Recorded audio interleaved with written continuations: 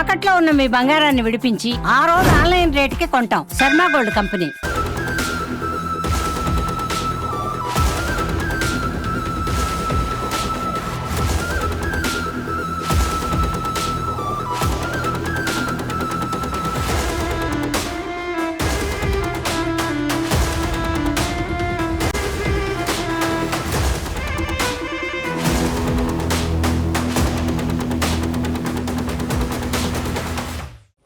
ప్రస్తుతం కర్ణాటకతో పాటు దక్షిణ భారతదేశం, ఒక రకంగా చెప్పాలంటే యావత్ భారతదేశంలోనే ఒక పెద్ద వివాదంగా మారినటువంటి అంశం, ధర్మస్థలలో 100కు పైగా మృతదేహాలని ఖననం చేశాము. చనిపోయినటువంటి వారందరూ కూడా హత్య గావించబడ్డ వాళ్ళు, అందులోనూ అత్యాచారం చేసిన వాళ్ళు.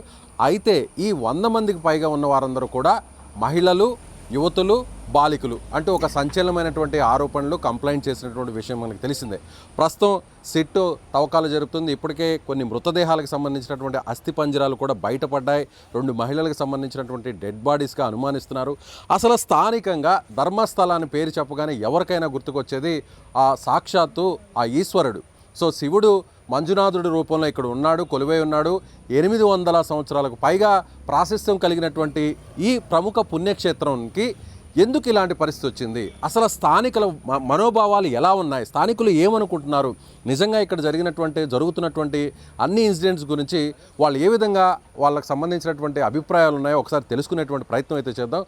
నమస్తే అండి. నమస్తే. ఏం పేరు మీ పేరు? నా పేరు గణేష్ అంటే. గణేష్. ఎక్కడి నుంచి ఈ ప్రాంతంలో ఎప్పటి నుంచి ఉంటున్నారు మీరు? మేము సాధారణ 70-80 ఏళ్ళు కావచ్చు. మన 80 సంవత్సరాలు ఫ్యామిలీ వచ్చి. అవును. అంటే మీ తాతగారు తాతగారిని. అవును.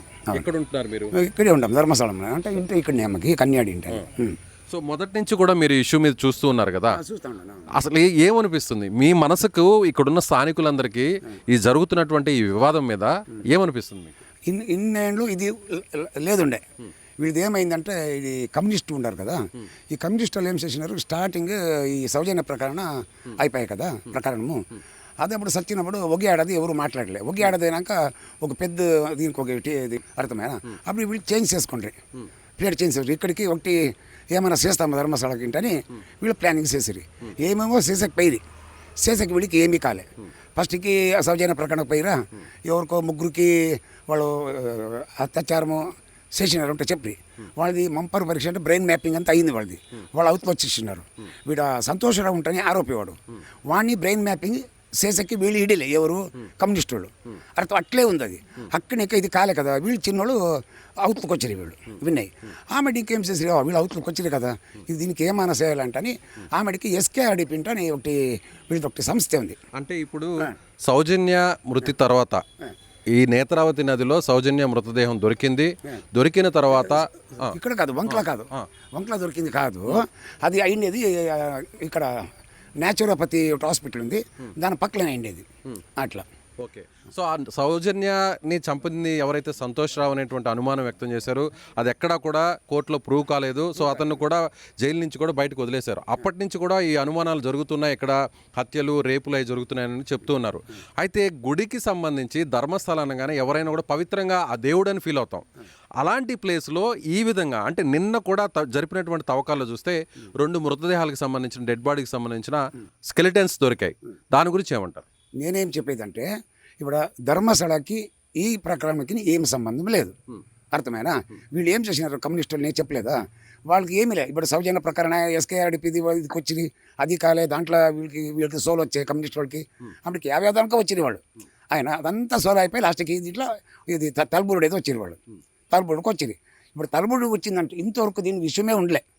ఎప్పుడు ఇది ప్రచారం ఆయన ఆమెకి ధర్మస్థలం మీద వాళ్ళ హెగడేవాళ్ళ మీద తలకి కట్టేకి చూసారు వాళ్ళు. అట్లా వాళ్ళని బదనాం చేయడానికి చూస్తున్నారు. సరే, ఓకే, వాళ్ళు నిజంగానే కమ్యూనిస్టులు లేకపోతే వేరే వాళ్ళు, వాళ్ళంటే పడని వాళ్ళు గుడి గురించి వ్యతిరేకంగానో లేకపోతే ఇక్కడ ఉన్నటువంటి ఈ పుణ్యక్షేత్రం గురించి వ్యతిరేకంగా చెప్తున్నారు అనుకుందాం. కానీ నిన్న తవ్వకాల్లో కొన్ని అస్థిపంజరాలు దొరికాయి కదా, అంటే అవి ఎవరే ఉంటారు అంటాను. 2006లో 2006కి శ్మశానం అయింది. అబ్బుడ శ్మశానం ఉన్నది. ఆమెడికి అయింది కొత్తగా. దానికి ముందుకు ఏం చేస్తా ఉంటాంటే మంగళూరు ఇంకా డాక్టర్ వస్తూ ఉండే ఇక్కడనే పోస్ట్ మార్టం అంతా చేసి ఇక్కడ చెప్తావి కదా, పోస్ట్ మార్టం చేసి ఇక్కడ గవర్నమెంట్ ల్యాండ్ ఉంటుంది, గవర్నమెంట్ ల్యాండ్ అక్కడే అది పాప పాడై ఉంటుంది, అది కొలుసిపోయి ఉంటుంది. ఆమెడికి దాన్ని అక్కడ మన్నేసి అక్కడే పుడుస్తారు. ఇప్పుడు లేదు, 2006 ఇంకా లేదు, ఏముంటని కూడా శ్మశానంలో ఉండేది. అంటే మంగళూరులో పోస్ట్ మార్టం చేసిన డెడ్ బాడీస్ ని అంటే అనాథ శవాలని తీసుకొచ్చి ఇక్కడ పూడ్చేవాళ్ళ? లే అది గట్టిగా ఉంటే అక్కడ ఎత్తుకొని గట్టి లేదు కొలిసిపోయిందంటే డ్యామేజ్ పూర్తిగా డ్యామేజ్ అయితే ఇక్కడే వేసేస్తారు వాళ్ళు. కొత్తనా అంటే ఇంత దూరం తీసుకొస్తారా? అక్కడ మంగళూరు సిటీలో జరిగిందాన్ని ఇంత దూరం తీసుకొస్తారా? తీసుకొని వస్తారు, అది తీసుకొని వస్తారు. అంటే ఇక్కడ నుంచి దాదాపు 90 కిలోమీటర్లు ఉంది కదా మంగళూరు? 75 కిలోమీటర్లు ఉంది. వచ్చి ఏమిటి చేసిందంటే ఇక్కడ వాళ్ళకి ప్రూఫ్ కావాలి కదా, ఇక్కడ ముందుకి ఎవరికైనా కావాలంటే ప్రూఫ్ కావాలి కదా, దానికి ఇక్కడ మనకేస్తారు. కానీ ఇక్కడ ఇది పవిత్రమైన పుణ్యక్షేత్రం. సో సాక్షాత్తు ఆ మంజునాథుడు ఉన్నటువంటి దేవస్థానం ఉన్న ప్రాంతం. ఈ ప్రాంతం అంతా కూడా దేవస్థానానికి సంబంధించిన భూములే, అంతేనా? లేదు, ఇదంతా కొన్ని అంతా ప్రైవేట్, ఇది ప్రైవేట్, ఇది అంతా నేత్రతీను ప్రైవేట్. అంటే దేవస్థానం మాత్రం పుణ్యక్షేత్రం. అంటే ఇక్కడ ఇంకా తీర్థం ఎత్తుకొని దేవుడికి 8 గంటలకి బ్రాహ్మిన్స్ వచ్చి తీర్థం ఎత్తుకొని అభిషేకం అవుతుంది అక్కడ. అట్లా పవిత్ర క్షేత్రం నేత్రావతి అంటే దీనికి పేరు పెట్టింది ఇక్కడ. సరే, మీరు చెప్పినట్టుగానే మంగళూరు నుంచి ఎవరైతే అనాథ శవాలు ఉన్నాయో పోస్ట్ మార్టం చేసిన తర్వాత కొన్ని బాగా డీకంపోజ్ అయిపోయి అంటే గుర్తుపట్టలేని విధంగా ఉండే వాటిని తీసుకొచ్చి ఇక్కడ శివారు ప్రాంతం కాబట్టి ఓపెన్ ప్లేస్, లేకపోతే అటవీ ప్రాంతం కాబట్టి ఇక్కడ పాతి పెడుతున్నారు. అలా ఎన్ని సంవత్సరాల నుంచి చేశారు? అది 2006 వెనక 2006 ముందు ఆమెడికి లేదు. 2006 అయినాక శ్మశానమాయ కదా, 2006 తర్వాత శ్మశానం వచ్చింది. శ్మశానం చేయడం లేదు. దానికి ముందు శ్మశానంలోనే చేస్తున్నారు. ఇప్పుడు ఇక్కడంతా చూపించారు కదా, 1, 2 ఉంటాయి, 1, 2, 13 వరకు చూపించారు కదా, అక్కడంతా వేసిండారు. అంటే 13 ప్రాంతాల్లో అవన్నీ అనాథ శవాలు ఏంటనేది మీ అనుమానం? అనాథ శవాలు సూసైడ్ చేసుకోండి ఇదంతా సిక్తావి. ఆమెడికి రేప్ అండ్ మర్డర్ ఒకే ఒక కేసులే, అసలు లేవు. లేదు రేప్ అండ్ మర్డర్ అనేది అసలు లేదు. 100కి 100 ఇది వీళ్ళంతా చెప్పేదే సొల్లు. అంటే చుట్టుపక్కల ఈ ప్రాంతాలందరూ కూడా మిస్సింగ్ కేసులు 350 పైగా ఉన్నాయి. సో ఆ మిస్సింగ్ కేసులు కూడా వస్తున్నా కూడా ఎవరైనా వాళ్ళ పేరెంట్స్ వచ్చి పోలీసులు కంప్లైంట్ చేస్తున్నా కూడా పోలీసులు కూడా ఆ కేసులు తీసుకోవట్లేదు అనేది ఒక వాదన వస్తుంది. లేదన్న, మీరు కాసిన పోలీస్ స్టేషన్ పై మీరు అడగొచ్చు, అంతా ఉంటుంది సాక్షులు. వీళ్ళు ఊరికే అంతా పబ్లిక్ తీసుకొని వచ్చేది, వాళ్ళు చేసేలే, వీళ్ళు చేసేలే, అటు చేసే, ఇట్లు చేసే అంటారు. ఇక్కడ మండల పంచాయతీ, గ్రామ పంచాయతీ ఉంది, వాళ్ళు ఆమెడికి వెళ్తాంటే పోలీస్ స్టేషన్ వాళ్ళ మూలకమే ఇక్కడ ఇదే అర్థమైనా సత్యం. ఇక్కడ అంతా యావది అట్లది ఇంతవరకు నడిలే నడిచేనోళ్ళే, అర్థమైనా.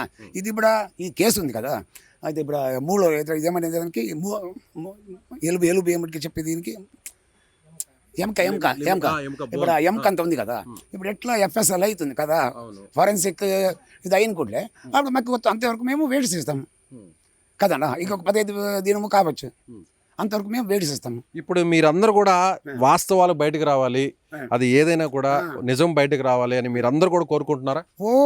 ఫస్ట్కి మేము SITకి ఇవ్వండి అంటే చెప్పిందే మీరే మేమే, అది వస్తే వస్తుంది గ్యారంటీ, సత్యం. అంటే ప్రతిసారి వచ్చి కొంతమంది గుడికి వ్యతిరేకంగా, ఈ పుణ్యక్షేత్రంకి వ్యతిరేకంగా ఏదేదో లేనిపోని అన్నీ కూడా చెప్తున్నారు. కాబట్టి వాస్తవాలన్నీ కూడా టెస్టులు చేస్తే, ఫోరెన్సిక్ వాళ్ళు వచ్చి, సిట్ వాళ్ళు వచ్చి ఓపెన్గా టెస్టులు చేస్తేనే అసలు వాస్తవం ఇది నిజంగా జరిగిందా లేదా అనేది బయటకు వస్తుంది. అంటే బాగుంది, బయటకు వస్తుంది. ఆమెడికి ఇక్కడ ఏమిటికి చచ్చిపోతారంటే కొందరు మానసిక వస్తారు, ఇది ఆలోచన మొగుడు పెండ్లాంకి వాళ్ళకి యాజ్యమవుతుంది, వచ్చి చేస్తారు. అదే కాశీలో ఏం జనం చూస్తారు, అక్కడ కాశీలో చూస్తారు కదా, కాశీ ఎట్లా ఇది శివనక్షేత్రం, ఇది ఎక్కడ శివనక్షేత్రం, ఇక్కడ వచ్చి వస్తే మోక్షం సిక్తుంది ఏంటని వాళ్ళకి ఒకతల్ల అట్లా ఇక్కడ చచ్చిపోయేది విషయం అంది, ఇంకేం లేదు. అంటే గంగా నది ఒడ్డున కాశీకి వెళ్ళి అక్కడ చనిపోతే నేరుగా స్వర్గానికి వెళ్తామని ఫీల్ అవుతుంటారు హిందువులు. ఆ తర్వాత కాశీ తర్వాత ఆ గంగా నది తర్వాత ఇప్పుడు ఇక్కడ ధర్మస్థలని నేత్రావతి నది గురించి కూడా అలాగే ఫీల్ అవుతుంటారు. అట్లా ఎవరెవరు వస్తుంటారు ఇక్కడికి? ఓన్లీ కర్ణాటకకు సంబంధించిన వాళ్ళే వస్తారా, లేదంటే చుట్టుపక్కల రాష్ట్రాల వాళ్ళు కూడా వస్తారా? జాస్తి వచ్చేది కర్ణాటక వాళ్ళే, అవుట్లో వచ్చేది పోతారు అంతే. వాళ్ళదేమంతా ఏం కాదు, ఇక్కడ కర్ణాటక వాళ్ళదే జాస్తి, ఇక్కడ వేరే వాళ్ళ దేవుడిది ఏం కాలే ఇక్కడ. అట్లా అంత కరెక్ట్గా నడిచింది, ఏమి మోసంలే. మీరు మీకు డౌట్ ఉంటే మీరు అక్కడ పోయి అడిగితే కరెక్ట్ చెప్తారు. ఇక్కడ గ్రామ పంచాయతీకి అక్కడికి పోవాలా, మరి స్టేషన్కి పోవాలా, కరెక్ట్ చెప్తారు. వాళ్ళు ఏమి మోసంలే, ఒక్క రూపాయి మోసంలే. ఇప్పుడు నిన్న దొరికినవి ఆ డెడ్ బాడీస్ కూడా అవి అనాథలవే, అంతేనా? అవునవును, చంపినయో లేకపోతే రేప్ చేసినయో? రేప్ అండ్ మర్డర్ ఒకటిలే ఇక్కడ. ఆమెడికి అనాథ శవ, ఆమెడికి సూసైడ్ చేసుకునేదంతా అది గ్యారంటీ. అట్లదంతా సుమారు అయింది అవి ఇక్కడ. అట్లా అంటే ఇప్పుడు అనన్య భట్ అనేటువంటి ఒక అమ్మాయి కూడా మిస్ అయింది. గుడికి వచ్చింది అమ్మాయి. గుడికి వచ్చిన తర్వాత ఆ అమ్మాయి ఇంకా కనిపించలేదు. 2013లో ఆ ఇన్సిడెంట్ జరిగింది అని వాళ్ళ మదర్ ఇప్పటికీ కూడా ఫైట్ చేస్తుంది, సుజాత భట్. సో అప్పుడు కూడా పోలీసులు మేము ఇచ్చిన కంప్లైంట్ కూడా తీసుకోలేదు అని కొంతకాలం విచారించారు. ఆ తర్వాత కేసుని క్లోజ్ చేశారు. ఇప్పుడు మళ్ళీ ఆ కేసుని ఓపెన్ చేయండి, నాకు సంబంధించినటువంటి నన్ను కూడా DNA టెస్ట్ చేయండి. ఇప్పుడు ఎవరైతే డెడ్ బాడీస్ వాళ్ళ బోన్స్ దొరుకుతాయో, స్కెల్టన్స్ దొరుకుతాయో వాళ్ళవి నా బ్లడ్ శాంపిల్స్తో మ్యాచ్ అయితే నేను రెడీగా ఉన్నాను అంటుంది. ఆమె చేస్తున్నటువంటి డిమాండ్కి మీరేం చెప్తారు? ఒక ధర్మస్థల ప్రాంతానికి సంబంధించిన వ్యక్తిగా మీరేం చెప్తారు? నాకు ఒకరు పత్రకర్తలు ఒకరు చెప్పిండ్రి, వాడు అక్కడ మణిపాల కాలేజీలో అక్కడ నేర్చిండేది ఆయమ్మ. ధర్మస్థలంలో వాళ్ళ ఫ్రెండ్ జొత్తు ఇక్కడ వచ్చినారు చెప్తారు. ఫ్రెండ్ జొత్త వచ్చి లేదు, అక్కడ అడిగితే అక్కడ లేదు ఉంటా చెప్తా ఉన్నారు. ఎక్కడ గుడికి కాదా వచ్చింది? గుడికే వచ్చింది. వచ్చింది అంటే వీళ్ళు చెప్పేది, ఎవరు వాళ్ళ అమ్మ చెప్పేది సుజాత భట్ ఉంటుంది. నిజమేను వాళ్ళు రాలేదంట, అసలు రాలేదంట. అనన్య భట్ అనే చిందినే అక్కడ కాలేజీలో లేదు, పేర్లే. మీరు ఒక ఎంక్వైరీ చేయొచ్చు ఎక్కడ మణిపాల అది ఎంక్వైరీ చేయొచ్చు అట్లా. సో ఫైనల్గా మీరు ఏం చెప్తారు? ఫైనల్గా మీరు అందరికీ ఏం చెప్తారు? మొత్తం దేశానికి, ముఖ్యంగా తెలుగు వాళ్ళకి. సో మీ ద్వారా తెలుగులో చెప్పండి, ఏం చెప్తారు? అసలు మీరు ఏమనుకుంటున్నారు? నా మట్టికి ధర్మస్థల పుణ్యక్షేత్రం. ఏమి ఇక్కడ మోసంలే, ఏమి దిగులు లేదు, సంతోషంగా రావచ్చు. అందరూ రావాలి, మా దేశం అంత జనం రావాలి. ఇది ఏమైతే ఇది FSL రిపోర్ట్ ఉంది కదా, అదంతా వచ్చాక నిజమైనాక జనం వస్తారు ఖండితం. అంతవరకు మాకు ధైర్యం అంద జనాలకి ఇప్పుడు ఏమన్నా ఇష్యూ వల్ల ఏమైనా తగ్గారా? భక్తులు రావడం కానీ ఏమైనా తగ్గారా? గుడికి వచ్చే సంఖ్య ఏమైనా తగ్గిందా? కొంచెం తగ్గిండారు. మరి సండే మండే వచ్చి జనం ఉంటారు, బాకీ అంతా ఫుల్ తగ్గింది. రోజు ఎంతమంది వస్తుంటారు ఇక్కడికి భక్తులు? తక్కువ ఒక 20,000, 30,000, 50,000 రోజు, లక్ష. అవును అట్లా. ఇప్పుడు ఎంత మంది వస్తున్నారు? ఈ ఇష్యూ, ఈ తవ్వకాలు అనేది ఒక 10,000 లోపల అంతే. భయపడుతున్నారు ఇక్కడ రావాలంటే. వచ్చింది అంటే దిగులు పెట్టినారు వీళ్ళు, ఎవరు కమ్యూనిస్టులు దిగులు పెట్టించినారు. యూట్యూబ్ అంతా వేసిడ్సి ఒట్టారి రాకూడదు, అట్లా చేయండి ఇట్లా చేయండి, ఇక్కడ దేవుడికి తిట్టేది ఏమేమో. పాపం వీరేంద్ర రెడ్డి వాడికి ఊరికి లేకుండా తిట్టేది. వాడు దేవతా మనుషులు అయ్యప్ప, దేవుడు మనిషి అయ్యప్ప. అట్లా వాడికి తిట్టితే ఎట్లు కావచ్చు అట్లా. ఓకే. సో మంజునాథ ఆలయం అంటే అందరికీ భయం. ఇక్కడ ఏదైనా తప్పు చేస్తే నేరుగా శివుడే చూస్తుంటాడు, వాళ్ళని వదిలిపెట్టాడు అనేటువంటి ఒక నమ్మకం అనేది ఉంటుంది. సో దాని గురించి ఏం చెప్తారు? ఆ గుడిలో ఉన్నటువంటి ఆ గొప్పతనం గురించి, ప్రాముఖ్యత గురించి, ప్రాశస్త్యం గురించి ఏం చెప్తారు? ఈ అనామిక అంపించిందే అన్నప్ప స్వామి. అంత పవర్ఫుల్ అది అన్నప్ప. పంజుర్లి అంటే అన్నప్ప, కాళరకాయ, కాళరావు, కుమారస్వామి, కన్యాకుమారి అన్ని దేవుళ్ళే వీడిని అంపించిండేది. వీళ్ళది బండివాళం అంతా అవతల పడుతుంది. మొన్నాడు FSL రిపోర్ట్ రాని అంత అవతల పడుతుంది. మన్యస్వామి అంత భయంకర పవర్ఫుల్ అది. అంటే ఇప్పుడు వరకు దీని మీద చేస్తున్న ఆరోపణలు చేసే వాళ్ళకి, అలిగేషన్ చేసే వాళ్ళకి, ఇప్పుడు వచ్చిన ఈ సిట్ వల్ల, ఈ FSL వాళ్ళు చేసేటువంటి ఈ దర్యాప్తు ఇన్వెస్టిగేషన్ వల్ల మొత్తం వాస్తవాలు బయటకు వస్తాయి. ఇదంతా కూడా దేవుడే చేపిస్తున్నాడు అంటారు. దేవుడే చేపించి లేకుండా ఇంతవరకు వచ్చే నెల ఇది లాస్ట్. ఇది లాస్ట్ ఫైనల్. ఇది బురుడిది ఫైనల్. ఇది అట్లా. థ్యాంక్ యూ అన్న. సో ఇది ధర్మస్థలంలో ఉంటున్నటువంటి స్థానికులు మనతో మాట్లాడినటువంటి ఈయన ఏం చెప్తున్నారంటే, నేను ఇక్కడ 80 సంవత్సరాల నుంచి ఉంటున్నాను. ధర్మస్థల ప్రాముఖ్యతని దెబ్బతీయడానికి, పుణ్యక్షేత్రం ప్రాశస్త్యాన్ని తగ్గించడం కోసమే కొంతమంది కుట్ర పన్నుతున్నారు. అందులో కొన్ని కమ్యూనిస్టు పార్టీలకు సంబంధించినటువంటి వ్యక్తులు ఉన్నారు. అప్పుడు సౌజన్య ఇన్సిడెంట్ జరిగినప్పుడు కానీ, ఆ తర్వాత అనన్య భట్కి సంబంధించినటువంటి ఇన్సిడెంట్ జరిగినా కానీ వాటిని ధర్మస్థలకు లింక్ చేసి దెబ్బతీసేటువంటి ప్రయత్నం చేస్తున్నారు. ఆ ఈశ్వరుడే ఇప్పుడు సిట్ ద్వారా దర్యాప్తుని చేయిస్తున్నాడు. ఎందుకంటే సిట్ దర్యాప్తులో వాస్తవాలు బయటకు వస్తాయి. మరొక విషయాన్ని కూడా చెప్తున్నారు, ఇక్కడికి వచ్చే వాళ్ళందరూ కూడా కాశీలో గంగానదిలో ఏ విధంగా అయితే అక్కడ పరమపదించాలి, అంటే అక్కడ ప్రాణాలు పోతే, తుది శ్వాస విడిస్తే నేరుగా స్వర్గానికి వెళతారు అనేటువంటి ఒక నమ్మకం హైందవులకి, హిందువులకు ఉంటుంది. ఆ తర్వాత కాశీ తర్వాత కర్ణాటకలో ఉన్నటువంటి ఈ మంజునాథ క్షేత్రంలో నేత్రావతి నది దగ్గర ప్రాణాలు విడిచితే, అంటే తుది శ్వాస ఇక్కడ పోతే నేరుగా దేవుడి దగ్గరికి వెళ్తామనేటువంటి నమ్మకం కూడా ఉంటుంది. కాబట్టి కొంతమంది మతిస్థిమితం లేని వాళ్ళని కూడా ఇక్కడ విడిచిపెడుతుంటారు. కొంతమంది ఇక్కడికే వచ్చి చనిపోతుంటారు. కొంతమంది అనాథ శవాలని కూడా ఎవరైనా రోడ్డు ప్రమాదంలో చనిపోవడం, లేదంటే ఆ మృతదేహాలు దొరికినప్పుడు 2006కు ముందు వాళ్ళు పోస్ట్మార్టం చేసినటువంటి ఆ డెడ్ బాడీస్ని డీకంపోజ్ అయినట్టు, అంటే గుర్తుపట్టలేని విధంగా ఉన్న డెడ్ బాడీస్ని ఈ ప్రాంతంలో పూడ్చిపెట్టేవాళ్ళు. అప్పుడు ఇక్కడ శ్మశానం లేదు కాబట్టి ఇప్పుడు చెప్తున్నటువంటి లొకేషన్స్ అన్నీ కూడా ఆ శవాలకు సంబంధించినటువంటి ప్రాంతాలే. అంతే తప్ప ఇక్కడ అత్యాచారం జరగలేదు, హత్యలు చేయలేదు. కావాలనే గుడి పరువును, అలాగే గుడికి సంబంధించినటువంటి వ్యక్తుల పరువును, ప్రతిష్టను దెబ్బతీయడం కోసం ఇదంతా కూడా చేస్తున్నారు. అయినా కూడా సిట్ చెప్పేటువంటి వాస్తవాల కోసం మేమందరం కూడా ఎదురు చూస్తున్నామని ధర్మస్థల గ్రామస్తులు అయితే చెప్తున్నారు. కెమెరామెన్ లక్ష్మణ్తో విజయ్, సుమన్ టీవీ, ధర్మస్థలం నుంచి.